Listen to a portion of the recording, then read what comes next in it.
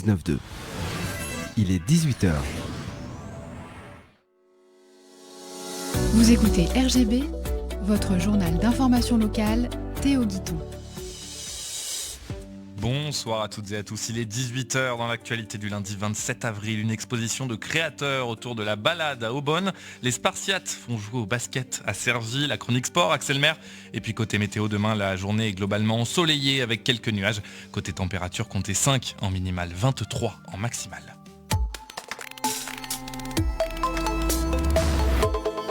Au lac d'Anguin, un défilé de voitures de collection a viré à l'accident dimanche après-midi pendant la parade du concours d'élégance automobile. Vers 15h15, le conducteur d'un véhicule âgé de 82 ans a perdu le contrôle le long du boulevard Charles de Gaulle et percuté 2 piétons. Bilan, 3 blessés. Un jeune homme de 19 ans a été transporté en urgence absolue à l'hôpital Simone Veil d'Aubonne. Une femme de 34 ans a été évacuée en urgence relative vers l'hôpital d'Argenteuil. Le conducteur, lui aussi blessé, a été pris en charge sur place mais a refusé d'être transporté. Après l'accident, les organisateurs ont décidé d'arrêter l'événement avant la remise des prix. À Vauréal, la police a saisi plusieurs kilos de stupéfiants destinés à la revente dans un appartement après avoir recoupé les informations sur un possible lieu de stockage. Lundi 20 avril, le logement a été marqué par des chiens de détection, puis la brigade est intervenue à l'intérieur. Les forces de l'ordre y ont retrouvé du cannabis, de l'ecstasy, d'autres drogues de synthèse ainsi que de l'argent liquide. La femme qui occupait l'appartement a été interpellée et placée en garde à vue. Elle aurait reconnu être une nourrice chargée de stocker la drogue pour le compte de trafiquants contre rémunération. Elle a été déférée au parquet de Pontoise le jeudi 23 avril, 3 jours après les faits. À Cergy, l'ouverture de Thémas Cake, pâtisserie halal devenue star des réseaux sociaux, a attiré la foule ce week-end au centre commercial des Trois Fontaines. Selon l'enseigne, plus de 1500 personnes se sont déplacées pour l'événement, venues saluer sa fondatrice Fatima Awad. La marque, connue pour ses pâtisseries en trompe-l'œil, avait aussi fait monter l'attente avec des opérations annoncées en ligne, dont des tickets d'or avec 2000 € à gagner et un iPhone 17 Pro Max, ainsi que la vente de 1000 gâteaux à 2 €, limités à 1 par personne. Un succès qui illustre la puissance de TikTok et Instagram. Thémas Cake revendique plus de 400 000 abonnés sur chaque plateforme et cette nouvelle boutique de Cergy est la 7e de la marque, déjà implantée notamment à Aulnay, Créteil, Paris, La Défense ou Val d'Europe et même à Dubaï. Une exposition autour de la balade à Aubonne la semaine prochaine, c'est organisé par l'A15, une association d'artistes et d'artisans du Val d'Oise. Son organisatrice était avec nous. Je m'appelle Stéphanie Marseille, je suis artiste plasticienne. C'est une reconversion pour moi qui dure maintenant, qui a commencé plutôt il y a 6 ans. Et je travaille le papier. Je fais des œuvres avec du papier, je fais des œuvres sur papier avec une spécialisation en cyanotype. Donc avec l'association dont je fais partie, qui existe depuis 2020, l'A15, Association d'artistes et d'artisans d'art du Val d'Oise, nous avons décidé pour la première fois d'organiser une exposition totalement artistique. D'habitude, on expose ensemble artistes et artisans d'art. Cette fois-ci, c'est complètement dédié aux artistes, puisque nous en avons quand même pas mal parmi nos membres. Et on a choisi le thème invitation à la balade. Parce qu'on estime qu'en ce moment, on a besoin de prendre l'air, d'une manière ou d'une autre. Du coup, on a lancé un appel à candidature et puis on a fait notre sélection. Nous serons donc 14. Quel type d'artistes on peut retrouver ? Des sculpteurs, des artistes visuels, des peintres, une dame qui travaille la dentelle de carton, et puis des œuvres sur papier, beaucoup. Donc aquarelles, illustrations, des céramistes aussi. Une exposition qui arrive avant l'été aussi pour parler balade, c'est intéressant. L'idée, c'est aussi d'ouvrir un petit peu cet été, de dire allez, sortez dehors, ça fait du bien. Alors oui et non. L'idée, c'est aussi de dire effectivement, allez vous balader en forêt, allez vous balader dans la mer, dans le Vexin, mais ramenez-le chez vous. Il y a des moments où on a tellement besoin de rêver. Et quand on s'est offert une belle œuvre d'art, c'est aussi une façon de s'évader. Cette expo, elle se passe où ? Elle se passe quand ? Elle se passe du 4 au 17 mai prochain à l'hôtel de Mézières. Donc c'est au 14 avenue de l'Europe à Aubonne. Où est-ce qu'on peut vous contacter éventuellement, avoir plus d'informations ? Page Facebook, Instagram. Le site est en construction, mais les réseaux sociaux suffisent. Et rendez-vous à partir du 4 mai à Aubonne. Les Spartiates font jouer au basket à Cergy. Le club Cergy-Pontin a investi la patinoire pour une semaine de jeux ouverts à tous. Reportage de Tom Verdure. Aujourd'hui à Cergy, un terrain de basket éphémère s'est installé sur le parvis de la préfecture pour proposer au grand public de venir jouer librement. C'est alors aujourd'hui que je vais interviewer Nicolas, l'organisateur de cet événement. Bonjour Nicolas, tout d'abord je vais te laisser te présenter. Bonjour, Nicolas Dio, je suis chargé de projet événementiel au club des Spartiates de Cergy-Pontoise. Alors tout d'abord Nicolas, pourquoi cet événement, où il a lieu et à quel moment il a lieu? Donc là on a commencé un dispositif de 2 semaines au sein de la patinoire de Cergy-Pontoise, qui est l'ancienne patinoire où évoluait avant les Jokers. Donc c'est un événement qu'on fait en partenariat avec l'agglomération de Cergy-Pontoise. Sur la première semaine on était sur des publics assez ciblés, donc des maisons de quartier, on a fait des séances de basket avec Esprit 95. Et là, dans le cadre de la deuxième semaine des vacances d'avril, le but c'était d'ouvrir le maximum la patinoire à tous. Donc là on est sur un open gym, donc de 13h à 17h, tout le monde peut venir. Il n'y a pas de niveau spécifique, il n'y a pas d'âge spécifique, c'est ouvert à tous. Est-ce qu'il y a un objectif derrière les événements comme celui-ci? Alors ça va dépendre sur quel temps on parle, sur les matinées, où là on est avec des groupes. Le but c'est de permettre à des personnes qui n'ont pas la possibilité de faire du sport pendant les vacances ou même en temps normal de pouvoir en bénéficier. Donc là on est vraiment sur des ateliers de basket. Là l'après-midi le but c'est vraiment de faire profiter au maximum de ce lieu exceptionnel. C'est pour ça qu'on ouvre à tout le monde, qu'on met aucune barrière de niveau. C'est-à-dire qu'on peut venir aussi bien pour faire un atelier basket que pour jouer entre potes ou en famille. Dernière question pour toi Nicolas, c'est est-ce qu'il y a d'autres événements de ce type qui sont prévus dans les mois ou dans les années, même dans les semaines à venir? Alors il y a des événements qui sont en cours de finalisation, donc notamment sous la forme de tournois. Donc probablement 2 tournois qui devraient avoir lieu en juin et en juillet. Ensuite pendant les 2 premières semaines des vacances de juillet, il y aura probablement de nouveau de l'open gym, donc pour que tout le monde puisse pratiquer pendant l'été, et également des opérations auprès des maisons de quartier, on est en train de travailler dessus, et des centres de loisirs. Un événement qui a de quoi rassembler un coach et ses joueurs. C'est David Molifa, je suis coach des U15 3 et des U13 3 à Cergy. Est-ce que tu penses du lieu et de l'ambiance tout autour ici? On sait que c'est pas habituel des endroits comme ça. C'est un peu différent, j'avoue, c'est un peu différent, mais on s'y habitue vite et ça peut être très bien pour les jeunes et pour moi de jouer un endroit aussi différent que ça. On joue dans une patinoire, c'est pas du tout comme d'habitude en fait. Tout type de joueurs sont présents dans cet événement, notamment un passionné. Moi je m'appelle Ethan, je fais du basket de temps en temps avec mes amis dehors, j'en fais pas en club. Qu'est-ce que tu penses là du lieu, de l'ambiance? C'est assez atypique ici? Franchement c'est assez bien choisi, dommage que ça soit pas du parquet, mais sinon l'ambiance elle est très bien. Original d'être dans une patinoire pour jouer au basket. Une occasion pour les fans de se montrer et d'être présents lors de cet événement. Bonjour Shadouli, je te laisse te présenter et pourquoi tu es là aujourd'hui?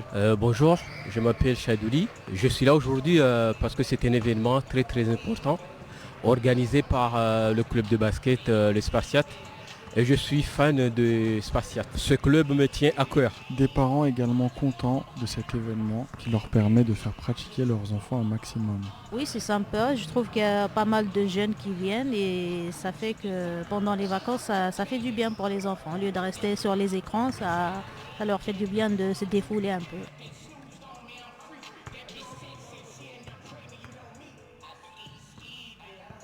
Et rendez-vous toute la semaine, sauf vendredi, puisque c'est férié, de 13h à 17h à la Martinoire, sur le parvis de la préfecture. Et on va en reparler des Spartiates dans un instant, c'est votre chronique sport, Axel Maire. RGB. Allez mon petit bonhomme. Ça va centrer. Et Draxler, le 4e but. Actualité sportive. Et bonsoir Axel Maire. Bonsoir Théo. On commence avec une belle histoire entre un père et son fils.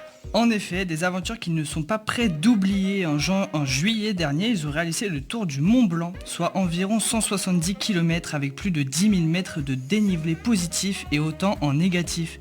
Le Tour du Mont Blanc est un sentier de grande randonnée dont l'itinéraire emprunte des chemins situés en France, en Italie et en Suisse. Ce classique de la randonnée longue distance est aussi l'itinéraire d'une course à pied ultra endurance très connue, l'Ultra Trail du Mont Blanc, pendant laquelle les meilleurs parcourent la distance totale en moins de 24 heures. La randonnée en montagne est une passion commune entre le père et son fils. Le papa et le fiston, aujourd'hui âgés de 13 ans et demi, élèves de 4e au collège Montesquieu de Beauchamp, ont voulu renouveler cette aventure enthousiasmante, se lançant dans une randonnée de 91 km à Gontaise-le-Châtel en Essonne les 11 et 12 avril dernier. Ils ont encore de nombreux projets cette année, le Tour du Mont Blanc par les variantes, l'aiguille de la Grande Sassière, le Grand Paradiso. Des étapes jugées essentielles pour se préparer à cet objectif qui leur tient particulièrement à cœur. L'ascension du Mont Blanc, le plus haut sommet d'Europe, et ses 4806 mètres. Pour les parents de Samuel, puissent ces aventures inspirer d'autres jeunes du Val d'Oise et d'ailleurs. Et oui, on espère que ça va en inspirer d'autres. On passe côté rugby. 2 défaites cruelles en finale d'Île-de-France pour le Racing Club de l'agglomération de Cergy-Pontoise. Pour la première équipe, Régionale 1, une défaite très sévère, 13-47 contre le Roc Giffois. Pour l'équipe réserve qui aura cru un peu plus, le résultat était beaucoup plus serré, 22-23 contre le club de Garches-Vaucresson. Cela restera un très beau parcours pour ces deux équipes. Félicitations à eux. Et puis on va parler un petit peu de basketball. Et oui, les Spartiates de Cergy-Pontoise assurent leur 2e place avec une belle victoire 88-80 sur le parquet de Cherbourg. Il faudra néanmoins 2 victoires sur les 2 derniers matchs de la saison afin de s'assurer de finir meilleur 2e pour espérer une possible montée. Nous avons également eu Melvin Eitalia et Laurence Poilier en interview qui nous ont fait un bilan de leur saison tant collectivement qu'individuellement. Alors, d'un point de vue collectif, qu'est-ce que vous pouvez nous dire sur votre saison? Est-ce que vos objectifs sont atteints selon vous? Alors ça a été une saison un peu compliquée, on a eu beaucoup de blessures. À un certain moment, on était 7e. Mais finalement, quand on est revenu un peu des blessures et tout, on a pu rejouer notre jeu. On s'est bien entraîné, on a bien appliqué le plan de jeu. Et voilà, on est re-2e. Donc malgré tout ce qui s'est passé, je pense que oui, c'est une saison plutôt réussie. Moi, je rejoins ce qu'a dit Lorenz. C'est vrai qu'il y a eu pas mal de hauts, pas mal de bas. Mais on a su garder la tête froide jusqu'au bout. Et oui, comme il dit Lorenz, c'est une saison réussie. L'objectif était de monter. Pour l'instant, cet objectif-là, il n'est pas atteint. Après, on verra comment ça va se passer après la saison. Mais ouais, saison réussie. Y a-t-il eu des regrets cette saison, que ce soit en coupe ou en championnat? Forcément en coupe. La défaite contre Beaujolais en quart de finale. En championnat, pour moi c'est les blessures parce que c'est ça qui nous fait perdre pour moi 3 des 6 matchs au moins. Donc les blessures et la défaite contre Beaujolais en Coupe de France. Oui, pareil, les blessures. Après c'est quand même un facteur sur lequel on peut pas trop jouer. Mais c'est sûr qu'il faut quand même le prendre en compte. Et pareil, ouais, la Coupe de France, c'est sûr qu'on aurait aimé aller faire cette finale à Bercy. Mais bon, on a réussi à avoir un point, c'est déjà bien. C'était un objectif qu'on avait aussi, de prendre des points en plus. Donc on va prendre ça, mais c'est vrai qu'on aurait aimé aller plus loin. Est-ce que certains axes de progression ont été identifiés pour l'année prochaine pour pouvoir aller chercher plus haut? Pour l'instant, par rapport à l'année prochaine, c'est vrai que c'est assez flou parce que je pense que le club là il veut absolument se focaliser sur cette fin de saison pour vraiment parce qu'on n'est pas encore sûr d'être 2e, même si on a un petit peu d'avance pour l'instant. Mais je pense qu'ils veulent vraiment se focaliser sur cette 2e place, avoir le meilleur bilan possible parce que pour des questions de ranking c'est important aussi. Donc je pense qu'ils se vraiment focus sur la fin de la saison et je pense que après ça ils feront un bilan de tout ce qui s'est passé sur les 2 dernières saisons et pour pouvoir avancer au mieux. Et là si on devait parler d'un point de vue plus individuel, donc chacun de votre côté, est-ce que vos objectifs personnels ont été atteints? Moi pour ma part oui, je trouve que je fais une saison assez correcte. Donc le club gagne, on est 2e. On peut toujours progresser sur plein d'aspects.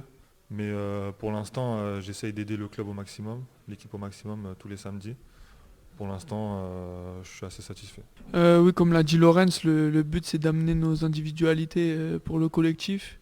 Et pour le coup, voilà, je pense que ce soit lui ou moi, individuellement cette saison, on a pu apporter au moins ce qu'on pouvait à l'équipe. Et comme il l'a dit aussi, voilà, il y a plein d'axes de progression. Encore, c'est sûr, on peut s'améliorer sur plein de choses. Mais voilà, je pense qu'individuellement, on a pu faire une saison vraiment complète et on a pu aider l'équipe par rapport à ça. Merci beaucoup Lorenz et Melvin d'avoir été avec nous. Et puis évidemment lundi prochain pour un nouveau rendez-vous sportif, le prochain match, et c'est le dénouement de la saison des Spartiates. Ça se passe le 2 mai à 20h, donc ça se passe ce samedi à 20h au complexe sportif des Maradas Joël Motil, et c'est à Pontoise. N'hésitez pas, c'est le dernier de la saison, ça risque évidemment d'être un grand moment. C'est la fin de ce journal. Prochain rendez-vous d'information demain à 18h sur RGB 99.2 FM, radio RGB.net, en direct sur Facebook, en différé sur YouTube. Je vous souhaite une excellente soirée, surtout si vous s'appelez Vincent, puisque je crois qu'il y a un Vincent qui nous écoute. Je laisse la parole à Damien Gissa, à la technique, pour la suite.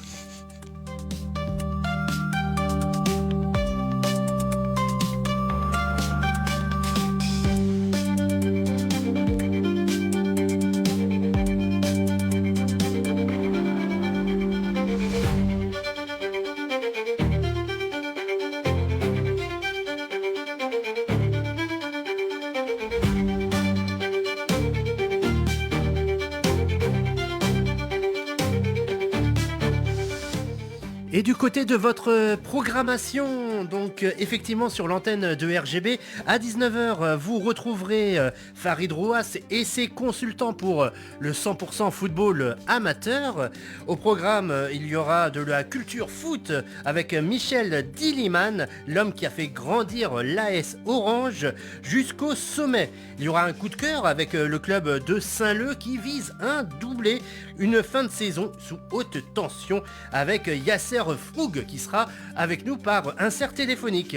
Et enfin, du terrain à la présidence, c'est l'interview du 100% football amateur, le pari local d'Ousmane Ndiaye. Ça sera à partir de 19h. À 20h, vous aurez une restitution de l'atelier Tulalu, voilà, l'atelier qui a été enregistré à la médiathèque de l'Horloge avec les services donc de la ville de Cergy et une émission qui vous est proposée par votre radio locale. À 21h, eh bien, pour tout savoir de l'actualité du grand et du petit écran, c'est dans Monsieur Cinéma versus Mister Série avant de repartir en musique. Et ça sera avec Technotique à partir de 22h et la rediffusion de Vibes.com à partir de 1h. Très bonne soirée sur l'antenne de RGB, sur sa fréquence, le 99.2 FM, ou encore sur radio-rgb.net pour le streaming et les applications pour mobile, les radios associatives, Radio Player, Radio LAN et plein d'autres. RGB, c'est en direct de Cergy-Pontoise et tellement plus encore.